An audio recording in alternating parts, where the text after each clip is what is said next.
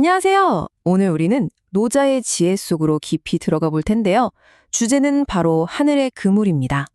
어쩌면 오늘 이야기를 듣고 나면 여러분이 용기라고 믿었던 모든 것이 조금은 다르게 보일지도 모릅니다. 자, 그럼 바로 시작해 볼까요? 자, 시작부터 아주 흥미로운 문장이 등장하죠. 과감한 용기는 죽음으로, 감히 하지 않는 용기는 삶으로 이끈다. 잠깐만요. 이게 대체 무슨 뜻일까요? 보통 용감해야 살고 용기가 없으면 죽는다고 생각하는데 정반대잖아요.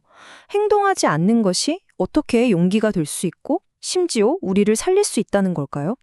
노자의 지혜는 바로 이 질문에서부터 출발합니다. 네, 이 수수께끼 같은 문장 속에 노자는 우리에게 사실 두 가지의 전혀 다른 용기가 있다고 말하고 있는 겁니다. 그리고 그 두 가지 용기는 우리를 완전히 다른 길로 이끌죠.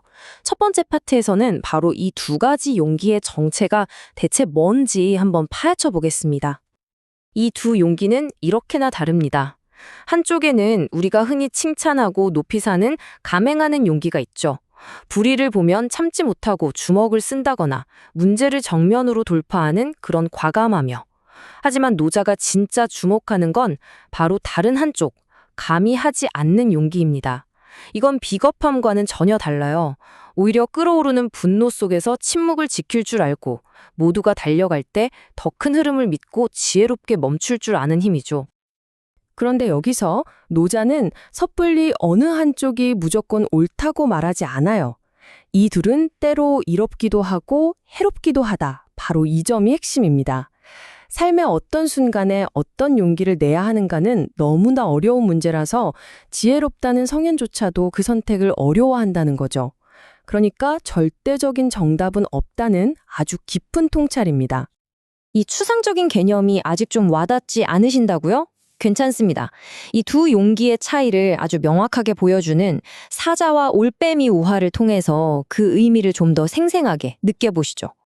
자, 깊은 숲속에 아주 용감하지만 성급한 젊은 사자 한 마리가 살고 있었어요. 이 사자는 자기 힘만 믿고 매일같이 모모한 도전을 일삼았죠. 그 결과 늘 위험에 처하고 다치기 일쑤였습니다. 이게 바로 전형적인 감행하는 용기의 모습이라고 할 수 있겠네요. 이 사자의 위태로운 모습을 쭉 지켜보던 지혜로운 올빼미가 다가와서 이렇게 조언합니다. 과도한 용기는 몸을 죽이는 길이 되고 감히 하지 않는 용기는 생명을 지키는 길이 된단다. 이게 바로 노자 73장의 핵심 메시지를 그대로 담고 있는 조언이죠. 올빼미의 말을 듣고 깊은 깨달음을 얻은 사자는 변하기 시작합니다. 힘으로 무작정 밀어붙이는 대신 기다리고 상황에 순응하는 지혜를 배우게 된 거죠. 그 결과 어떻게 됐을까요? 이 사자는 숲에서 가장 오래 살아남는 현명한 존재가 되었습니다. 결국 이 우화가 주는 교훈은 아주 명확합니다. 사자의 방식은 힘으로 단기적인 결과를 추구했지만 올빼미의 방식은 기다림을 통해 장기적인 생존을 도모했죠. 이것이 바로 감히 하지 않는 용기가 가진 진짜 힘이라고 할 수 있습니다. 그렇다면 이 올빼미의 지혜는 대체 어디서 온 걸까요? 그건 바로 자연의 거대한 원리, 즉 노자가 말하는 하늘이 일하는 방식을 이해했기 때문입니다. 이제 그 심오한 원리를 함께 들여다보겠습니다.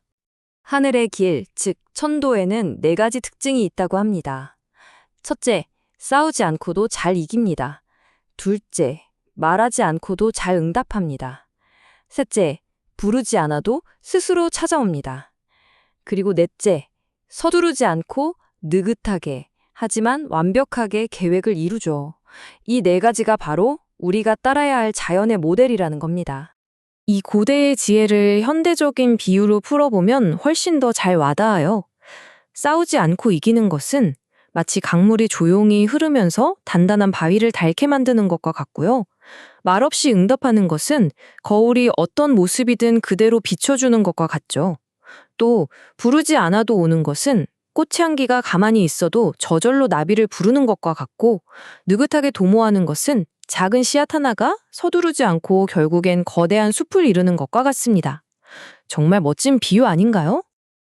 자, 이 모든 지혜는 마침내 하나의 거대하고 강력한 이미지로 모입니다.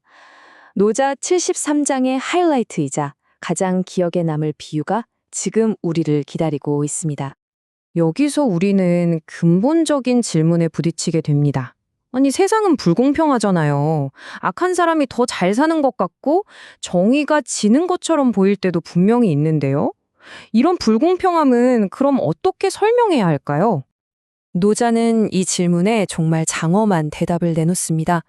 천망회회, 소위 불실. 하늘의 그물은 너무나 넓고 커서 그물코가 듬성듬성 성겨 보이지만 궁극적으로는 그 무엇도 놓치지 않는다는 뜻입니다. 이 천망, 즉 하늘의 그물은요, 인간이 만든 빽빽한 법망과는 차원이 다른 개념입니다.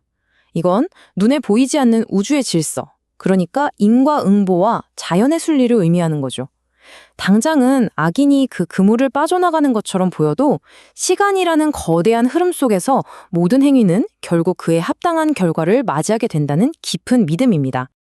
그렇다면 이 2500년 전의 거대한 지혜가 21세기를 살아가는 우리에게는 어떤 의미가 있을까요? 마지막으로 이 모든 이야기를 우리 각자의 삶으로 한번 가져와 보겠습니다. 오늘 이야기의 핵심은 바로 이겁니다. 무작정 힘으로 밀어비치고 성급하게 행동하는 용기만이 유일한 해답은 아니라는 것. 때로는 한 걸음 물러서서 상황을 관찰하고 기다릴 줄 아는 그 멈춤의 용기가 우리에게 훨씬 더 큰 힘과 지혜를 가져다 줄 수 있다는 사실입니다.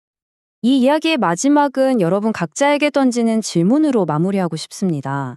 지금 여러분의 삶을 한번 돌아보세요.